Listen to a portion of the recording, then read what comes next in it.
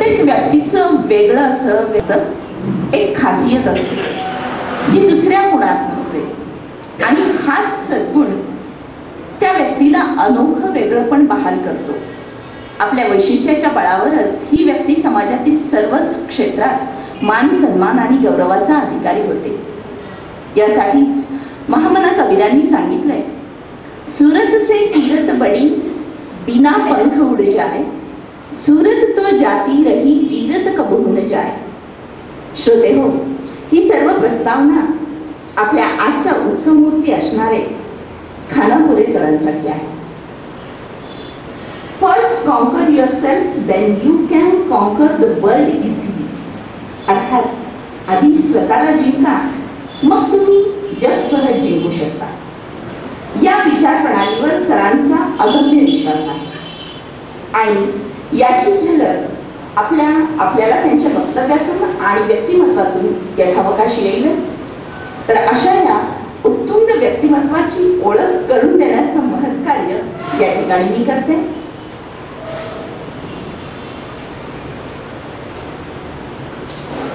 Sir व्यवसायाने दूध साखर महाविद्यालयामध्ये रसायनशास्त्राचे प्राध्यापक, शास्त्र, परामानसविद्या, अध्यात्म या विषयामध्ये गहन संशोधन त्यांनी केले. मन व मानसिक शक्ती या त्यांच्या आवडत्या विषयावर त्यांनी 14 पुस्तके लिहिली, जी प्रकाशनाच्या वाटेवर आहे. हे ज्ञान केवळ पुस्तकी न राहता अनुभवता यावे, लोकांपर्यंत पोहोचावे आणि त्याची उपयोगिता वाढावी. जीवन यापनासाठी, जीवन आचरणासाठी ते उपयुक्त व्हावेत यात ते गीत आहे. आजपर्यंत महाराष्ट्र, कर्नाटक आणि गोवा येथील हजारो विद्यार्थ्यांना हिप्नॉटिझम त्यांनी शिकवले आहे. त्यापैकी काही जण स्टेज हिप्नॉटिझमचे कार्यक्रमही करीत आहेत.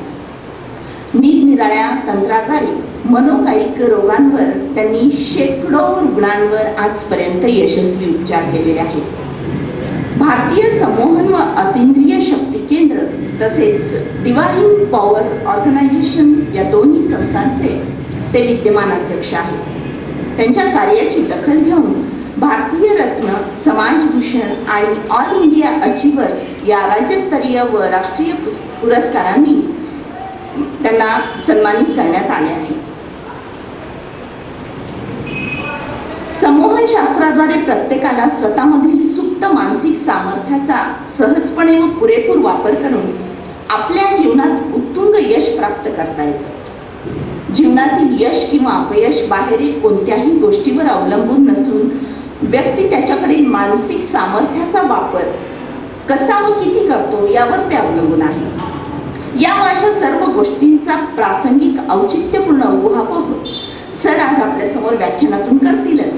सामर्थ्य, ओघवती शैली आणि ओजस्वी वाणी याचं रसास्वादन करून तन मनाची तृष्णा शांत करण्यासाठी आपण सर्वजण आतुर आहोत. मी सरांना विनंती करते, सर आपण व्याख्यानाला शुभारंभ करून आम्हा सर्वांना उपकृत करावे.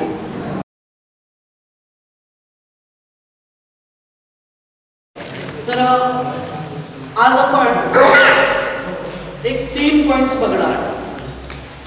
पहिला पॉइंट आहे की स्वसंमोहन म्हणजे स्वतःला संमोहन कसं करायचं. आणि त्याच्यानंतर आपण दुसऱ्या पॉइंटमध्ये बघणार आहे की श्रीमंत होण्यासाठी,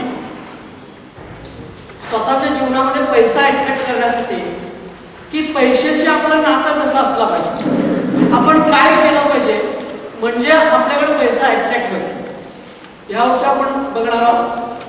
आणि त्याच्यानंतर एकूण जीवन यशस्वी जगण्यासाठी काही दैवी नियम असतात, काही निसर्गाचे नियम असतात. तर हे निसर्गाचे नियम काय आहे, दैवी नियम काय आहे आणि ज्याच्यामुळं आपण यशस्वी होऊ शकतो, आपण काय केलं पाहिजे जीवन यशस्वी जगण्यासाठी, याच्यावरती आपण 3 पॉइंट्स आज बघणार आहोत. आणि त्यानंतर मी तुम्हाला स्वतःला सेल्फ हिप्नोटिझममध्ये कसं जायचं हे शिकवणार आहे. त्यानंतर मी तुम्हाला हिप्नोटाइज करून तुमच्यामध्ये काही चांगल्या चांगल्या गोष्टींची प्रोग्रामिंग करणार आहे. असा एकंदरीत आपला आजचा सिलेबस आहे. ओके, तर इथं बघा की स्वसंमोहन म्हणजे काय. तर स्वसंमोहन म्हणजे स्वतःच्या स्वतःहून स्वतःच्या अंतर्मनाशी संपर्क साधणे, त्याला आपण म्हणतो स्वसंमोहन. तर जोपर्यंत तुम्ही तुमच्या अंतर्मनाशी संपर्क साधत नाही, तुमच्या अंतर्मनाशी कनेक्ट होत नाही, तोपर्यंत तुम्हाला कुठली इच्छा प्राप्त करता येत नाही. तुम्हाला जरी व्हिज्युअलायझेशन येत असेल, जरी तुम्ही स्वयंसूचना घेत असाल, पण जोपर्यंत तुम्ही तुमच्या अंतर्मनाशी कनेक्ट होत नाही तोपर्यंत तुम्हाला स्वतःची इच्छा पूर्ण करता येत नाही. हे बघा, प्लीज नोट्स काढू नका, मी तुम्हाला नोट्स देणार आहे. माझ्यावर कसं लक्ष द्या, ते नोट्स मी तुम्हाला देणार.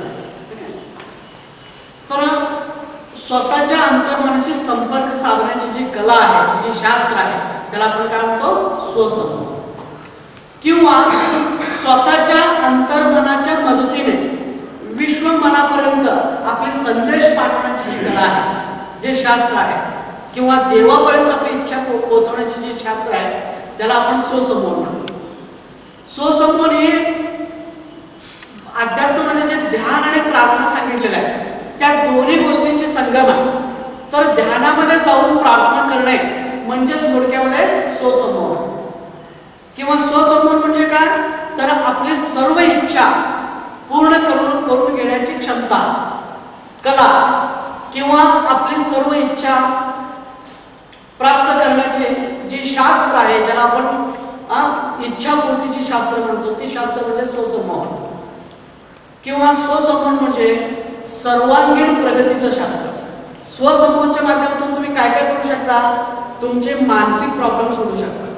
भीती वाटणे, ताण तणाव, टेन्शन, चिंता, काळजी, नैराश्य, झोप लागत नाही, भूक लागत नाही, अस्वस्थ वाटणे, चिडचिडपणा, संशय घेणे, हे सगळे विकार जे आहेत, हे सगळे विकार तुम्ही घालू शकता. तुमचे स्वभावाचे दोष घालू शकता. कोण आळशी आहे, कोण रागीट आहे, वगैरे वगैरे सगळं स्वभावाचा दोष घालू शकता. तुमचं व्यक्तिमत्वामध्ये तुम्ही विकास करू शकता. त्याच्यानंतर तुम्ही स्वसंमोहनच्या माध्यमातून कोणतेही फिजिकल गोष्टी अट्रॅक्ट करू शकता. पैसा पाहिजे, गाडी पाहिजे, बंगला पाहिजे, नोकरी पाहिजे, इतर लोकांच्याबरोबर आपले चांगले संबंध पाहिजे, हे सगळ्या ज्या गोष्टी आहेत, त्या सगळ्या गोष्टी तुम्ही स्वसंमोहनच्या माध्यमातून करू शकता. त्याच्यानंतर स्वसंमोहनच्या माध्यमातून तुम्ही आध्यात्मिक प्रगती करून घेऊ शकता. तुम्ही सहजपणे ध्यानाच्या अवस्थेत जाऊ शकता. सहजपणे तुम्ही मानसपूर्वक तुम्ही देवाशी कनेक्ट करू शकता, देवाशी कम्युनिकेट करू शकता.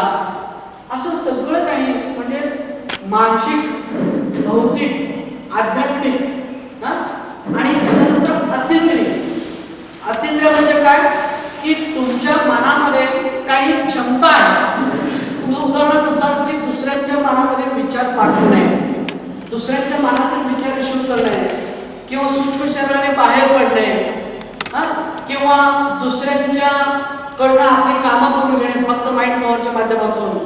अशा अनेक सिद्धी ज्याला आपण म्हणतो ना, ही बरेचशा सिद्धी फक्त स्वसंमोहनच्या माध्यमातून प्राप्त करता येतात.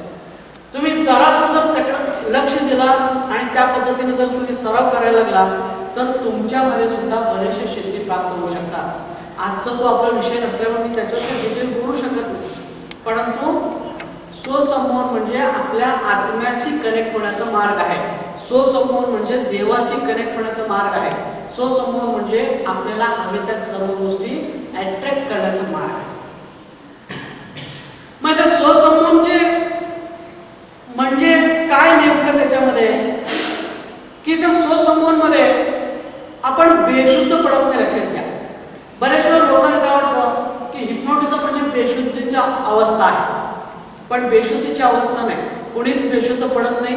सगळे लोक जागे असतात. Highly alert state of mind is called as hypnosis. म्हणजे मनाची अत्यंत जागृत अवस्था, मनाची अत्यंत रिसेप्टिव्ह अवस्था म्हणजे हिप्नोटिझम. म्हणजे तुम्ही जेव्हा स्वसंमोहन अवस्थेत जाता त्यावेळी तुमची सगळी पंचेंद्रिय जास्त क्षमतेने काम करायला लागतात, 9 पटीने काम करायला लागतात. समजा मी हा आवाज काढला, हा आवाज तुम्हाला जेवढा ऐकू येतो ना त्याच्यापेक्षा 9 पटीने जास्त आवाज, मोठ्याने असा आवाज ऐकू येतो. म्हणून हिप्नोटिझम म्हणजे बेशुद्ध नाही. हिप्नोटिझम म्हणजे जास्त जागे होणे. आत्ता सध्या आपण बेशुद्ध अवस्थेत आहे. आपण आत्ता जे काम करतो ना सगळं बेशुद्ध अवस्थेमध्ये काम चालू आहे. 90% काम आपण बेशुद्ध मध्ये करतो. पण जेव्हा हिप्नोटिझम मध्ये जातो तेव्हा जास्त जागे होतो, जास्त अलर्ट होतो. म्हणून हिप्नोटिझमची अवस्था म्हणजे सजग राहण्याची अवस्था, जास्त अलर्ट राहण्याची अवस्था, किंवा इथं थोडक्यात मी तुम्हाला सांगतो की स्वसमूह म्हणजे नेमकं काय.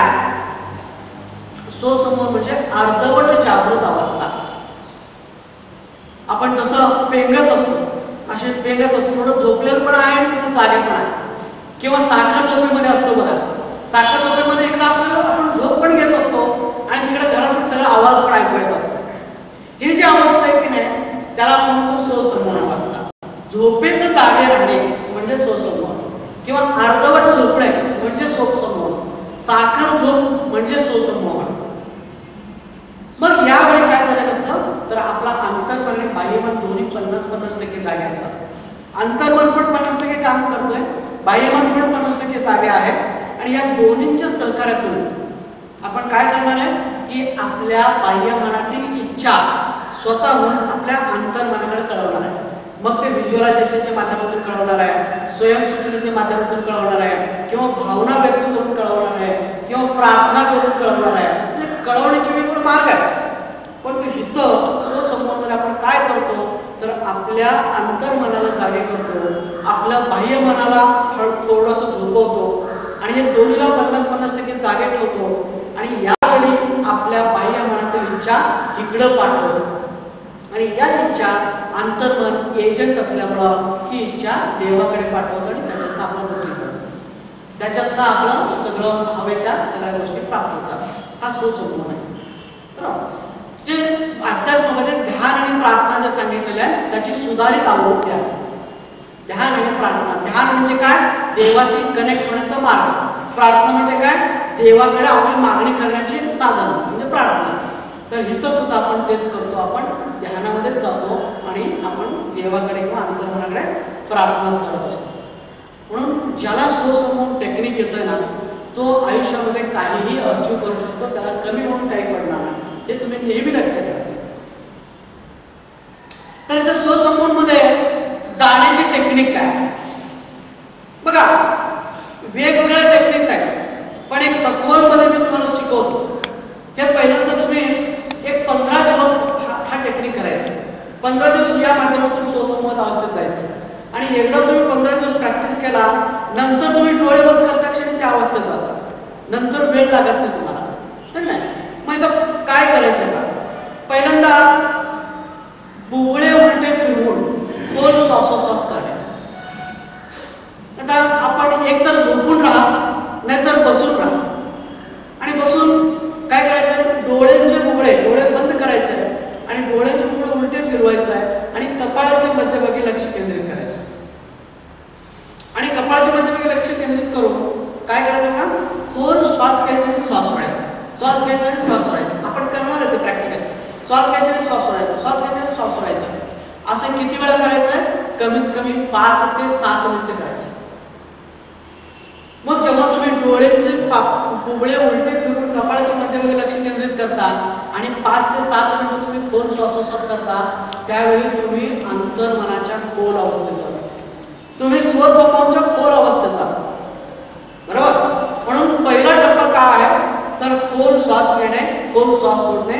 आणि हे करत असताना आपण काय करतो तर डोळ्यांचे बुबळे उलटे फिरवतो. आणि त्यानंतर सेकंड काय आहे बघा की देवाला प्रार्थना करायची.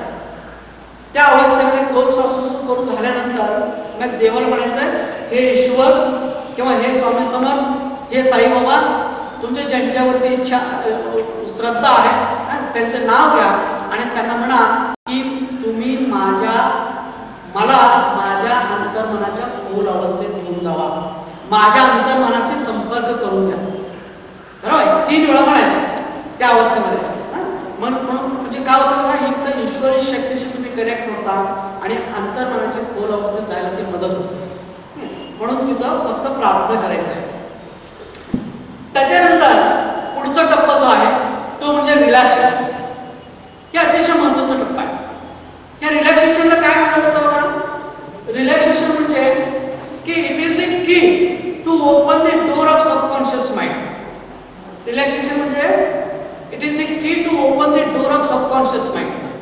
म्हणजे आपल्या अंतर्मनाचं जे बंद दार आहे, जे कधीच आपण ओपन केलं नाही, उघडलेलं नाही, तिकडे बघितलं सुद्धा नाही, जे फार मोठा खजिना आपल्या आतमध्ये पडून आहे, जी दैवी शक्ती आपल्या आतमध्ये पडून आहे, ह्या दैवी शक्तीशी संपर्क कधीच आपण आलो नाही, तिकडे बघितलं पण नाही, तर ती जे खजिना आहे ते खजिना ओपन करण्याचं, उघडण्याचं मार्ग जे आहे त्या मार्गाला आपण म्हणतो रिलॅक्सेशन. तुम्ही जर तुमच्या बॉडी रिलॅक्स केला तर आपोआप तुमचं अंतर्मन उघडायला लागतं आणि आपोआपच तुमचं बाह्यमन हळूहळू शांत झोपे लागतं जायला. मग रिलॅक्सेशन म्हणजे काय करायचं बघा, तुम्हाला सांगतो हे अतिशय महत्वाचं आहे. रिलॅक्सेशनचे फायदे भरपूर आहेत. काय काय फायदे मी तुम्हाला सांगतो. रिलॅक्सेशनमुळं तुम्हाला कधीही बीपी होणार नाही, अजिबात तुम्हाला बीपी होणार नाही. त्याच्यानंतर रिलॅक्सेशनमुळं तुमचं ताणतणाव टोटली निघून जाणार आहे, ताणतणाव शिल्लक राहत नाही. रिलॅक्सेशनमुळं हार्ट अटॅक होत नाही, हार्टमधले सगळे रक्तवाहिन्या सगळे स्वच्छ होतात. त्याच्यानंतर रिलॅक्सेशनमुळं तुमच्यामध्ये अत्यंत क्षमता विकसित व्हायला लागतात. रिलॅक्सेशनमुळं तुमची कार्यक्षमता वाढते. तुम्ही किती काम केला तरी कंटाळा येत नाही. आणि ज्याला झोप लागत नाही त्याच्यासाठी रिलॅक्सेशन औषध आहे, औषध आहे. तुम्हाला कुठलेही मेडिसिन घ्यावं लागत नाही झोपेसाठी. तुम्हाला काय करावं, फक्त रिलॅक्सेशन करा, एकदम छान झोप लागते. ओके नाही. म्हणून रिलॅक्सेशनचे भरपूर फायदे आहेत. ह्याचे आध्यात्मिक फायदे तर खूपच आहेत, परंतु आपण त्याच्यावर बोलत नाही. आज समजून घ्या, फक्त आपल्या अंतर्मनाला उतरण्यासाठी, अंतर्मनापर्यंत जाण्यासाठी रिलॅक्सेशन कसं केलं पाहिजे, काय नेमकं करायचं रिलॅक्सेशन म्हणजे मी तुम्हाला सांगतो आणि करून घेणार. बघा, आपण खोल श्वास घेतलेला आहे, 5 मिनिटं 7-8 मिनिटं खोल श्वास घेतलेला आणि झोपी गेले.